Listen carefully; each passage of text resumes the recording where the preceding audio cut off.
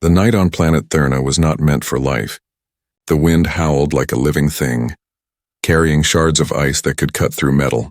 The ground was covered in white frost, endless and cruel. The storm had lasted for 3 days now and still showed no mercy. Inside a small half-torn rescue tent, a young alien mother named Lyra held her little daughter close. Her arms were trembling, not only from the cold but from fear. The tent flapped violently in the wind, the fabric thin and weak against the frozen air. "Stay close to me, Nami," Lyra whispered. Her voice cracked, almost lost in the roar outside. The little girl, barely 6 years old, pressed her face into her mother's chest. Her skin, pale and faintly glowing blue, was turning dull. That glow was the sign of life for their kind. It was fading. "I'm cold, Mama," Nami whispered, her lips shaking. "I know, my light," Lyra said softly. "Just stay with me. Don't sleep." She rubbed the child's hands, trying to make the blood flow, but her own fingers were numb. Her tail curled tightly around her daughter's body, but it didn't help. The warmth was leaving both of them. Outside, lightning flashed across the frozen desert. It lit up the wreck of their small transport ship a few meters away, broken, burnt, and half buried in snow. The storm had brought it down 2 nights ago when they were trying to escape the invasion.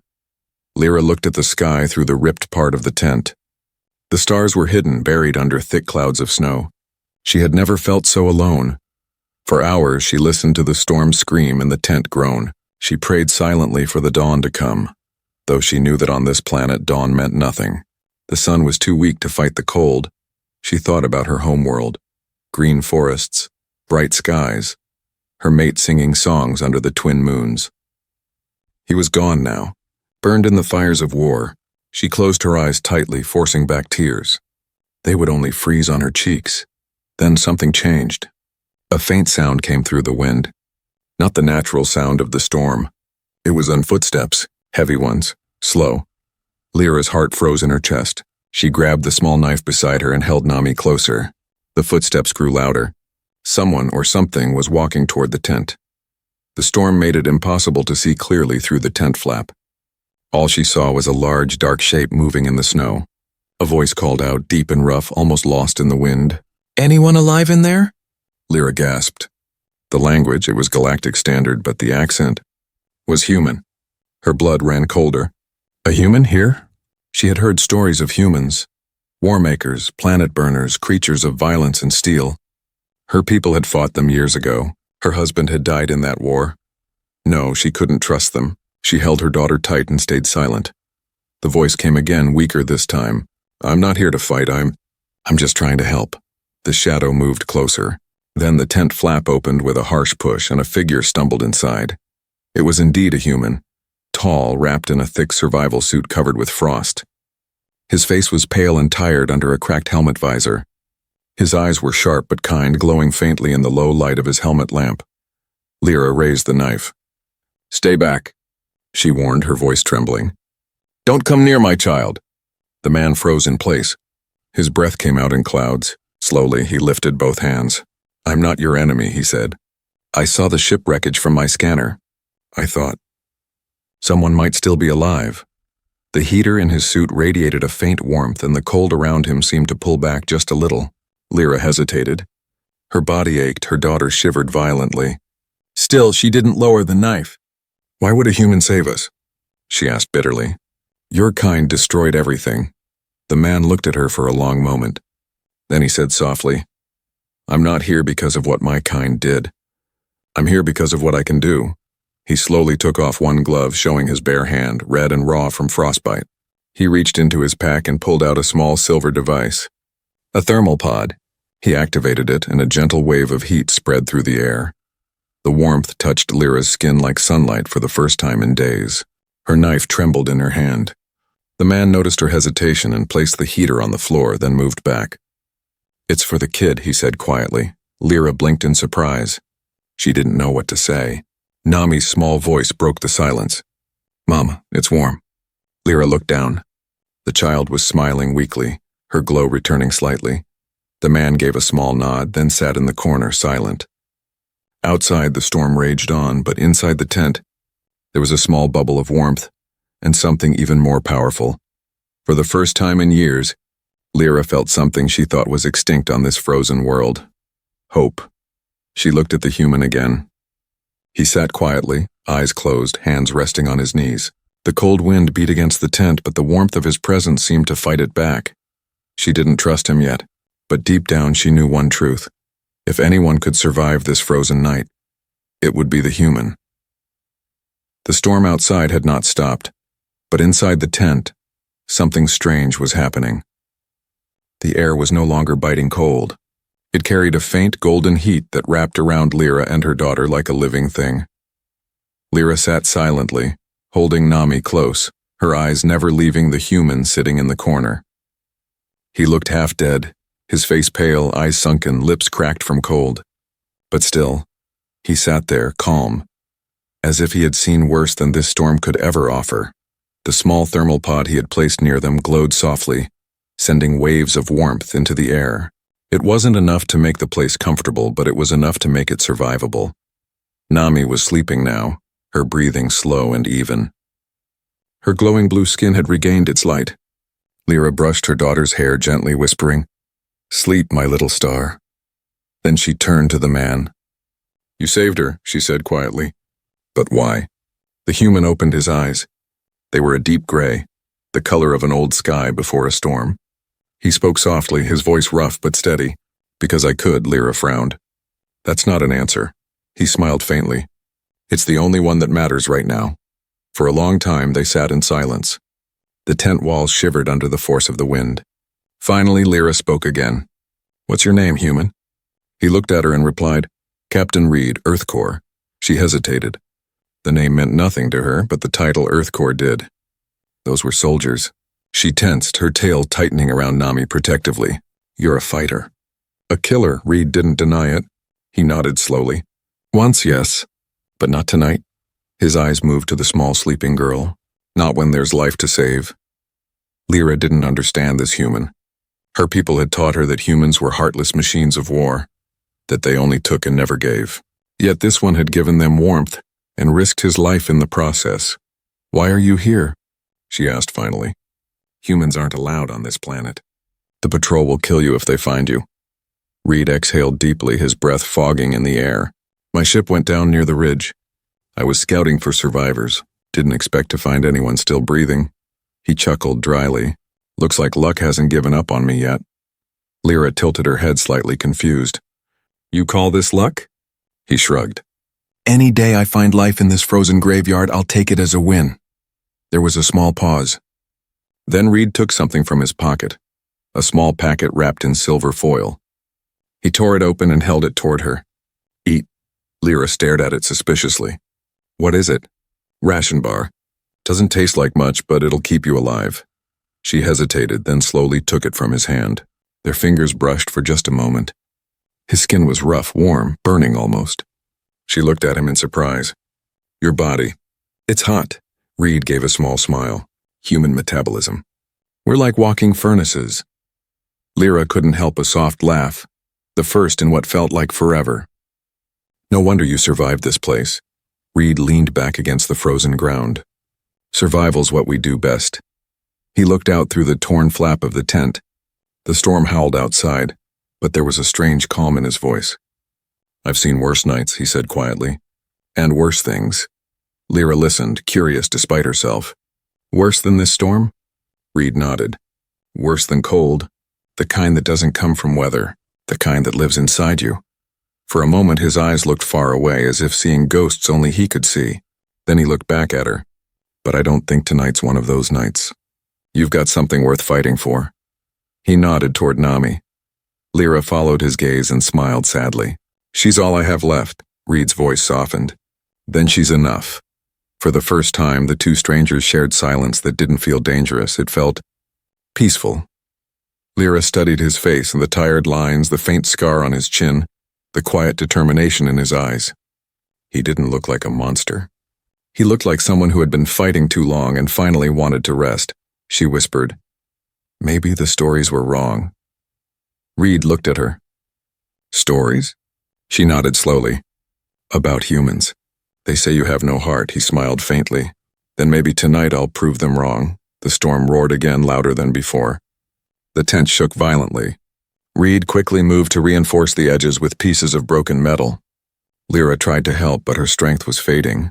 When a sudden gust ripped one side open, she stumbled forward. Reed caught her by the arm, steadying her. "Careful," he said. His hand was strong, steady, warm like the fire she never had. Their eyes met for just a moment. The cold seemed to fade away. Outside, the night screamed. Inside, a human heart beat like a living flame. As the storm continued its rage, Lyra looked at the man who had entered her life out of nowhere, a stranger with warmth in a world of ice. And for the first time since the war, she wondered if maybe, just maybe, humans weren't the monsters after all. By morning, the storm had softened, but the cold was still merciless. The alien sun hung weakly in the sky like a dying ember, barely pushing through the thick gray clouds. Inside the torn tent, a small glow flickered, the last spark of a homemade fire. Captain Reed crouched near it, his breath forming white clouds in the air. His gloves were off, his fingers red and blistered, but he didn't care. He was trying to make the fire stronger using scraps from his broken ship and the tent poles. Across from him, Lyra watched silently, her daughter Nami still sleeping under the human's thermal jacket. The faint blue light from Nami's skin pulsed softly. She was stable again. Lyra didn't understand this man. Humans were supposed to be cold inside, emotionless, selfish creatures, yet this one was burning himself just to keep them alive. "Why do you do this?" she asked quietly, her voice hoarse. Reed didn't look up. "Do what? Help me. Help us. You don't even know who we are." He smiled faintly, feeding another piece of cloth into the flame.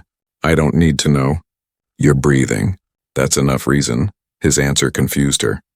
For her people, survival was logical, calculated. You saved your own.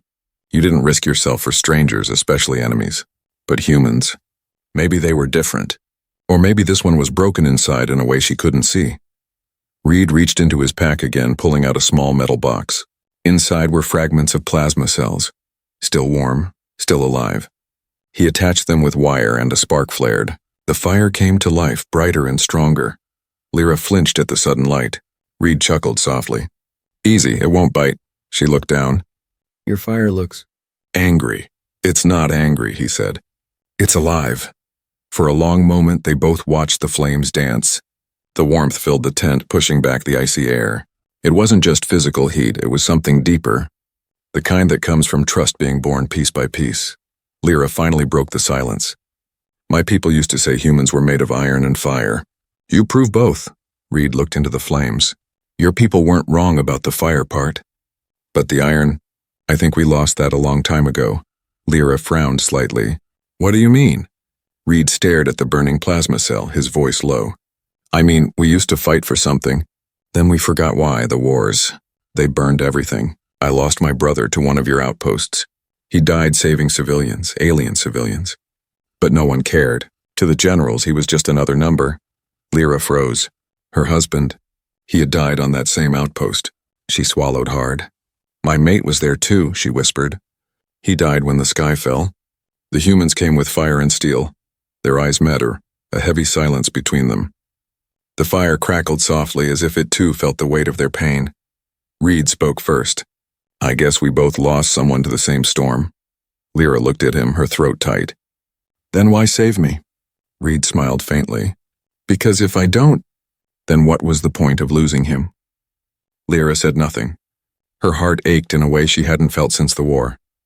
The human's words were simple, but they carried something powerful, something she thought only her kind could feel. He stood up and adjusted the tent flap, checking the horizon. "The storm's clearing." "That's good. The patrols will start moving soon, though." Lyra tensed. "The Galactic patrol?" "Yeah, and they don't take kindly to humans breaking the border." She bit her lip, panic rising. "If they find you," he interrupted softly. "They'll kill me." "I know." He said it like it was nothing. That calm acceptance shook her more than any storm could. She rose to her feet, still weak but determined. "You can't stay here. You have to hide." Reed shook his head. "Not leaving until you two can walk." Lyra stared at him. "You're insane." "Probably," he said with a grin. "It's a human thing." For the first time she laughed. A soft, broken sound, but real. Reed looked at her and smiled back. That's better than the sound of this storm. Nami stirred in her sleep, murmuring something. Lyra knelt beside her, brushing the child's forehead. Her little fingers wrapped around Lyra's hand and then around Reed's jacket that covered her. Lyra whispered, "She's dreaming of warmth." Reed replied, "Then maybe we did something right tonight." He turned back to the fire, adjusting it carefully. The light reflected in his eyes, flickering between shadows and gold. Lyra studied him quietly, realizing something unexpected. This man wasn't just surviving. He was fighting the cold in his own way, not with weapons, but with heart. Outside, the storm began to fade, leaving only soft flakes of snow falling like stars. Inside, the three of them sat close to the fire. A human, an alien mother, and a sleeping child, all bound by the same fragile hope.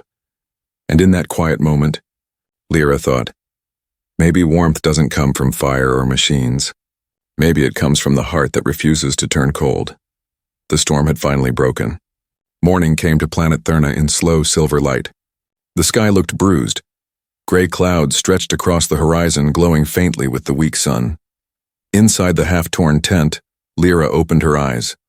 For the first time in days, she didn't wake up to the sound of screaming wind. Only quiet, only breathing. Her daughter Nami slept peacefully beside her, wrapped in the thick human jacket. The small fire had gone out, but the air was still strangely warm. She turned her head and saw Captain Reed sitting near the tent entrance. His helmet was off, his hair messy with frost, and his face lit faintly by the morning light. He was staring outside, lost in thought. For a moment, Lyra simply watched him. There was something about his stillness, calm but heavy, that didn't feel like an ordinary soldier. Something haunted him, something deep. Quietly, she stood up and stepped closer. Her eyes fell on his neck, and froze. A faint blue glow shimmered beneath his skin, the same color as her people's blood. It pulsed softly like light trapped under flesh. Her breath caught. "What is that?" she whispered. Reed turned quickly, surprised. "What?" she pointed. "Your neck. It's glowing." He touched the spot with his hand, then looked away. "It's nothing. Just a scar." "That's not a scar," Lyra said sharply. "That color, it's ours. It's my people's energy mark." "No human has that," Reed sighed, rubbing the back of his neck. For a moment, he looked like he wanted to lie again, but then he met her eyes. Tired, honest eyes, and gave up. "All right," he said quietly. "You deserve the truth." He took off the upper part of his thermal suit, revealing his chest and shoulder. Lyra gasped. Lines of blue veins glowed faintly beneath his skin, like rivers of light. In the center of his chest was a small metallic implant, an alien device fused with flesh. What did you do?" she asked, stepping back. Reed's voice was calm, almost sad. "I didn't do anything. I saved someone. Years ago," he sat down slowly. His breath came out in small clouds as he spoke. "There was a battle. A refugee ship full of children was hit. Your species. I was ordered to ignore it and retreat. But I didn't. I went in." Lyra's eyes widened. "That's suicide." "The radiation—" "I know," he said. "It almost killed me. When I found them, most were gone. Only one child was still breathing. She had this strange device. Life support tech your people use. I carried her out, but the device fused into me. My body kept rejecting it, but somehow it stayed." Lyra's heart pounded. "So you saved an alien child. And now you carry her energy inside you?" He nodded. "It keeps me warm in the cold. Keeps me alive in storms like this. But it's a curse, too. The Galactic Patrol would call it contamination. If they see this, they'll execute me." Silence filled the tent. The wind outside had stopped completely, as if the world itself was listening. Lyra stared at him, this strange human who carried a part of her people inside his body. A man who should have been her enemy but instead had become something else entirely. "Why tell me this?" she asked softly. He smiled faintly. "Because you asked, and because you should know who's risking his life for you." Her throat tightened. "You didn't have to." Reed shrugged. "Maybe not, but that's what humans do best. Stupid, dangerous things for the right reasons." For a long while, neither of them spoke. The only sound was Nami's gentle breathing. Then Lyra said quietly, "In my world, your kind are called destroyers, monsters who burn everything they touch." Reed gave a small laugh.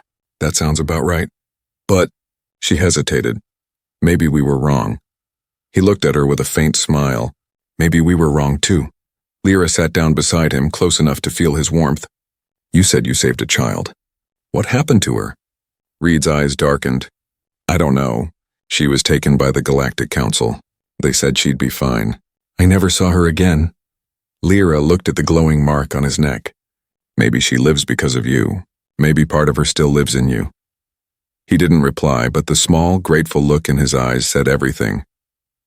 Outside, the clouds began to break, and beams of weak sunlight touched the frozen ground. The warmth from Reed's body seemed to grow stronger, spreading through the tent. Nami stirred awake, blinking sleepily. When she saw Reed and smiled, Lyra noticed something strange. Her daughter's glow matched the human's faint blue light. Perfectly. Reed smiled back at the little girl. Morning, soldier, Nami giggled. You're not cold? Reed shook his head. Not anymore.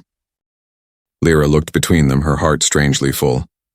The sight, a human and alien child sharing warmth, was something no law, no war could explain. But far away in the pale sky, a metallic hum broke the peace. A light flashed, then another. Reed's expression hardened instantly. Patrol drones, he said. They're scanning the valley. Lyra's blood ran cold. If they find you, they won't, he said quickly, reaching for his gear.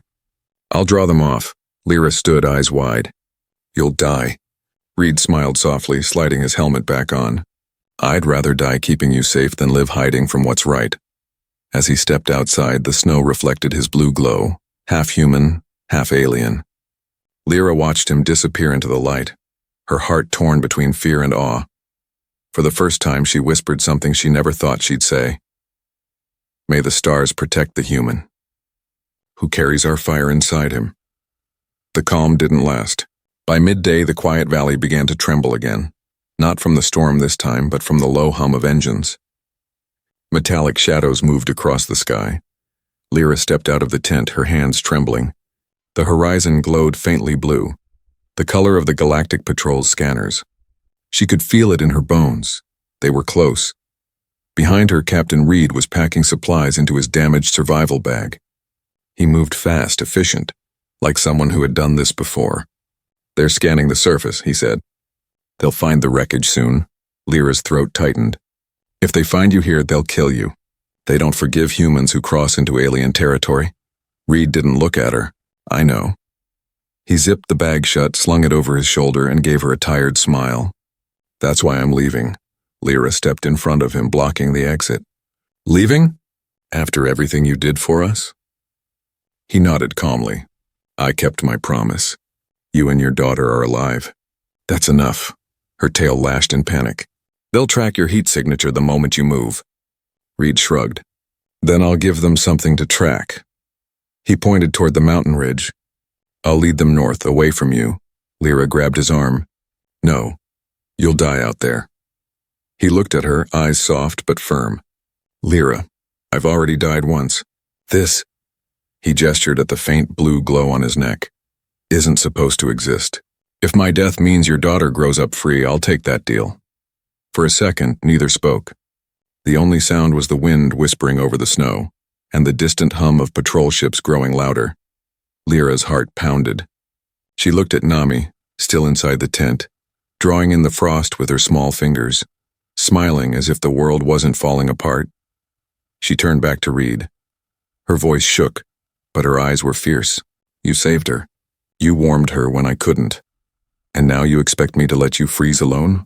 Reed opened his mouth to argue, but she didn't let him. No, she said firmly. You are not dying for us. Not again. Before Reed could respond, a sharp voice cut through the air, mechanical and cold. Attention! Unauthorized life forms detected. Step outside with your hands raised. They both froze. The sound came from above, a patrol ship hovering low, its scanners sweeping across the ground like blue lightning. Reed cursed under his breath. They found us. The ship landed nearby, snow blasting outward from its thrusters. The tent nearly collapsed under the force. Metal doors opened and 3 armored patrol officers stepped out, weapons glowing bright. By galactic law, one officer shouted, no human is permitted within the borders of the Aryan system. The penalty is immediate execution. Lyra stood in front of Reed instinctively, her arms spread wide. "Stop, he's not your enemy." The lead officer, tall with silver skin and cold white eyes, raised his weapon. "Step aside, Aryan citizen. You are harboring a forbidden species." Lyra's tail whipped in anger. "He saved my child's life." "That does not matter," the officer replied flatly. "Galactic law is absolute." Reed stepped forward, placing a hand on Lyra's shoulder. His voice was steady. "It's all right. This isn't your fight." But Lyra turned on him, her eyes burning. "It became my fight the moment you shared your fire with us." The officer's weapon began to charge, humming louder. "Move away, alien, or be punished as well." Nami's small voice suddenly cried from the tent. "Mama." Lyra's heart shattered. Her daughter's fear filled the air. She turned back toward the officers. "You hear that? That's the voice of a child who would be dead without him." The officer hesitated for a moment, just one heartbeat of silence. But the law was not made for mercy. His weapon fired, the plasma bolt streaked through the air. Reed moved faster than anyone could react, pushing Lyra aside and taking the hit square in his chest. He fell back into the snow, the impact burning through his armor. Smoke rose from the wound. "Reed!" Lyra screamed, falling to her knees beside him. The officers advanced slowly, weapons still raised. "Stand down, alien female," but Lyra didn't move. Her trembling hands touched Reed's wound. The blue light from his neck was flickering, fading fast. He coughed weakly, forcing a smile. "Told you. It was a bad idea to argue." "Don't talk," she whispered. Tears froze on her cheeks. "I can save you." He shook his head. "You already did." The officers reached them, their shadows falling over the two. One raised his weapon again. "Final warning." Lyra stood up slowly, her body shaking, but not from cold. From fury. She turned toward them, her voice breaking but strong. "If your law says saving life is a crime, then your law is already dead." The officers hesitated, confused. Behind them, the snow began to glow, faint blue light spreading outward from Reed's blood seeping into the ground. The officers looked down in alarm. "What?" A burst of heat exploded outward, knocking them back. The plasma in Reed's body had mixed with the alien energy inside him, creating a surge of power. The snow melted in a perfect circle around them. Steam rose like a halo. Reed's eyes opened one last time, glowing blue. He whispered, "Run." Lyra shook her head, crying, "No, not without you." He smiled faintly. Then, "Make it mean something," and then a silence. The heat faded. The light dimmed. Reed's body went still. The officers retreated, stunned and half-blinded. One shouted, "Retreat! Containment breach!" Within seconds, the patrol ship lifted off and disappeared into the clouds. Lyra fell to her knees beside Reed, sobbing quietly. Nami crawled out of the tent, clutching the human's jacket. "Mama, is he sleeping?" she whispered. Lyra wrapped her arms around her daughter, holding her close. "No, my light," she said softly, voice trembling. "He's keeping us warm one last time." The snow around them was no longer cold. The ground itself still glowed faintly blue, a gift left behind by a human heart. Snow fell gently over the valley, covering the signs of battle as if the world wanted to forget. But Lyra would never forget. She sat in the snow, holding Reed's lifeless hand. His skin was pale now, the faint blue glow under his neck completely gone. Around them, the melted circle had turned into a pool of warm mist, a strange miracle born from his blood. Her daughter Nami clung to her side, silent and confused. "Mama, he's not waking up." Lyra brushed the child's hair with shaking fingers. "He's resting, my light. He gave his warmth to us." Nami looked down, tears falling quietly. "He said humans don't like the cold." Lyra smiled sadly. "He doesn't feel it anymore." She looked at Reed again, the man who had walked into her tent as a stranger and left as something far more. Her voice trembled. "Why did you do it, human? Why did you give so much for those who gave you nothing?" The wind whispered softly, carrying no answer. Far away, a faint hum returned. The Galactic patrol ship had not gone far. It hovered again, scanning the area cautiously. Lyra's heart hardened. She stood slowly, fire returning to her eyes. "They want to erase him," she whispered. "Erase what he did." She turned toward her daughter. "Stay here, Nami." The little girl shook her head. "No, Mama." Lyra knelt, kissed her forehead gently. "You are his warmth now. Keep it safe." Then she stood and walked out toward the patrol ship, her steps firm despite the freezing air. The ship's spotlight found her immediately. A voice boomed from above. "Alien civilian, you are trespassing on a restricted zone. Identify yourself." Lyra raised her chin. Her voice echoed strong. "I am Lyra of Arian Prime, and I stand here because your laws just murdered the only man who remembered what mercy means." There was silence on the comm for a long moment. Then the cold voice replied, "You are harboring forbidden emotion for a human. That is treason." Lyra laughed bitterly. "Then call it what you want, treason, love, gratitude, it doesn't matter. Your laws couldn't stop him, and they won't stop what he left behind." The ship lowered, mechanical doors sliding open. An officer stepped out, armored from head to toe, the same one who had fired the fatal shot. His white eyes stared at her coldly. "You risk everything for an enemy of your kind?" Lyra took a step closer, her breath steaming in the air. "He stopped being my enemy the moment he gave his life for my child."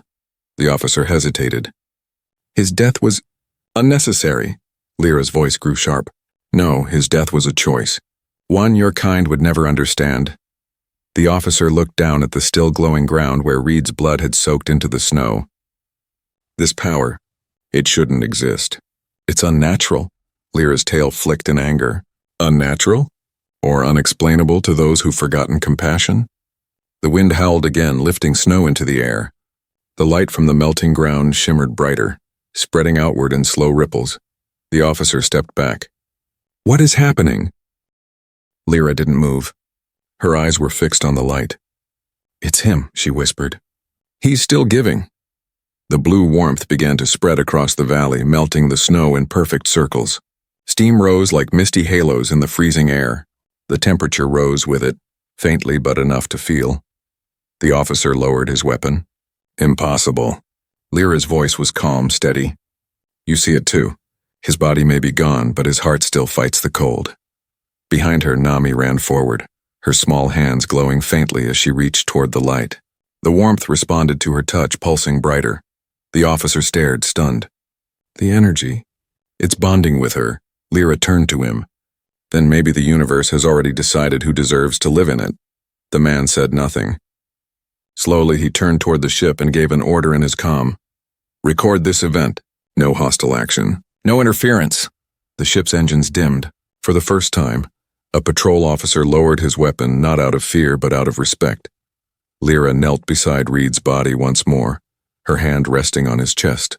The metal implant there had cooled, but the faint blue veins glowed again, just enough to show he was still changing something around them. Nami touched his hand gently and whispered, "Thank you, warm man." Lyra's eyes filled with tears. She smiled softly through them. "His name was Reed," she said. "And he wasn't just warm. He was fire." She stood and faced the officer one last time. "Tell your council what happened here. Tell them a human did what their machines could not. He made life grow in the ice." The officer nodded slowly. "And you, Lyra of Arian?" She looked at the sky, where the clouds had begun to break, letting weak sunlight pour through. "I will stay.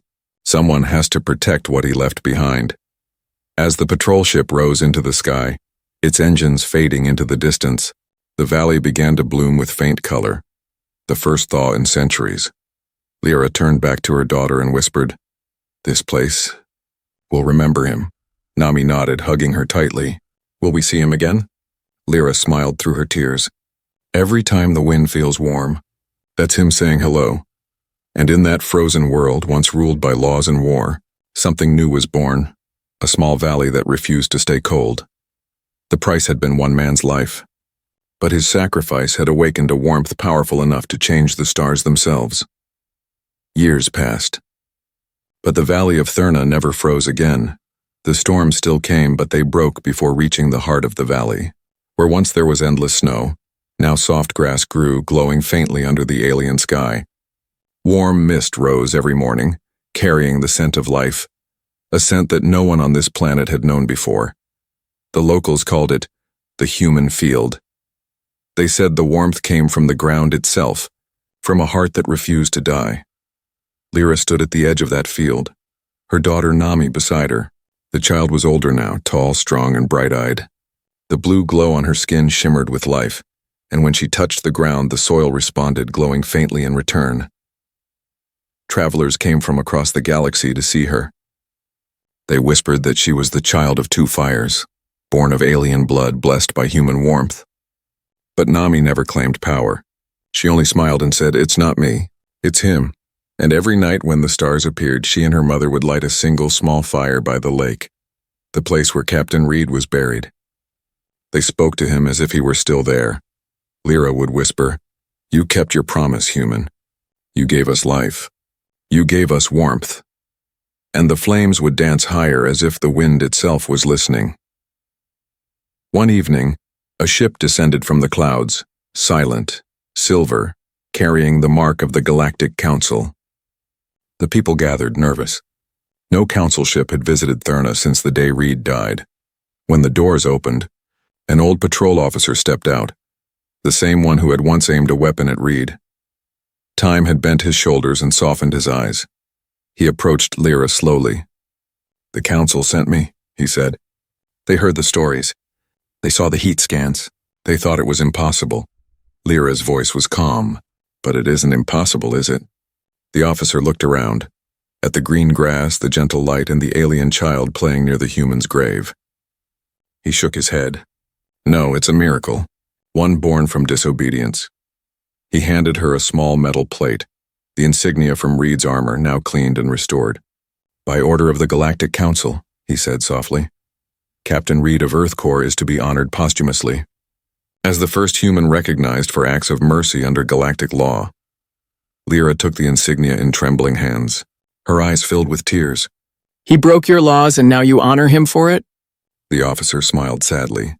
"Because sometimes breaking the law is the only way to remind us why it exists." He turned to leave, but then paused. "There's more. His signal, the one fused with alien energy. It's spreading. We've detected warmth zones appearing on other frozen worlds. Whatever he carried, it's changing the galaxy." Lyra looked toward the sky, her heart full. "Then maybe he's still out there." As years became decades, stories spread far beyond Thurna. They spoke of a human soldier who warmed a frozen world with his dying breath, of a man whose blood burned brighter than fire and whose heart refused to freeze even among the stars. Children of 100 races grew up hearing his name. Reed, the firebringer. Reed, the human who melted the ice. Reed, the heart of the stars. On distant colonies, alien and human engineers worked together to study the Thurna phenomenon. They discovered that the energy in Reed's blood had fused human heat biology with alien thermal resonance, a perfect balance of fire and light. But to Lyra and Nami, he wasn't a legend. He was just the man who once shared his warmth in a broken tent and said, "That's enough reason." On the anniversary of Reed's death, the valley filled with travelers. Thousands gathered, bringing candles, crystals, and flowers. When night fell, the lake reflected every light, tiny flames shining like stars. Nami stood before the crowd, her mother beside her. She lifted the human insignia high. "This," she said, her voice steady, "belonged to a man who was told he didn't belong anywhere. But he made his place, and not with war, but with kindness." The crowd was silent. Even the wind stilled. Nami placed the insignia on a stone beside the grave and whispered, "Sleep well, Captain. The galaxy remembers you now." The sky above shimmered. The auroras of Thurna glowed in new colors, not blue or white, but warm gold like human fire. Lyra looked up, tears shining in her eyes. "He warmed us once," she whispered. "Now he warms the stars." Nami smiled, resting her head on her mother's shoulder. "Do you think he can see us?" Lyra nodded softly. "He's everywhere there's warmth. Every hand that helps. Every heart that still believes."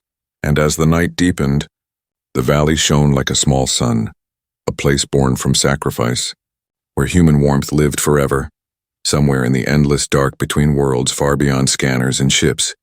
A faint heartbeat echoed, half human, half alien, steady and eternal. The universe was cold, but because of one man, it would never be heartless again. The end.